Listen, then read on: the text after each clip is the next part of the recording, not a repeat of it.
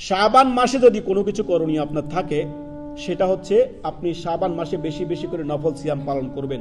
কেননা উম্মুল মুমিনিন আয়েশা রাদিয়াল্লাহু তাআলা আনহা নবী সাল্লাল্লাহু আলাইহি সাল্লাম থেকে সহিহ বুখারীর সিয়াম অধ্যায় এসছে, তিনি বলেন মা রাইতু, আমি দেখিনি নবী সাল্লাল্লাহু আলাইহি সাল্লামকে আকসারা সিয়ামান মিনহু ফি শাবান, অর্থাৎ তিনি বলেন যে আমি নবী সাল্লাল্লাহু আলাইহি সাল্লামকে দেখিনি রমাদান ব্যতীত এত সিয়াম, এত নফল সিয়াম তিনি পালন করতেন।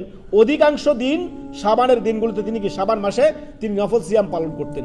তো আপনার যদি কোনো কিছু করণীয় থাকে এই শাবান মাসে, তা হবে আপনি বেশি বেশি করে নফল সিয়াম পালন করবেন, বেশি বেশি করে নফল সিয়াম পালন করবেন। এতে করে রমাদানের প্রস্তুতি আপনার হয়ে গেল, এতে করে আপনার যে আত্মসংযম, যেটা আপনার রমাদানের পূর্বে যে প্রিপারেশন, প্রস্তুতি নেওয়া, সেটাও আপনার হয়ে গেল। এতে করে আত্মার আত্মশুদ্ধি হলো, এতে করে আপনার আল্লাহ ভীরুতাও বাড়লো, রমাদানের জন্য সুদৃঢ়ভাবে আপনি প্রস্তুতি গ্রহণ করতে পারবেন।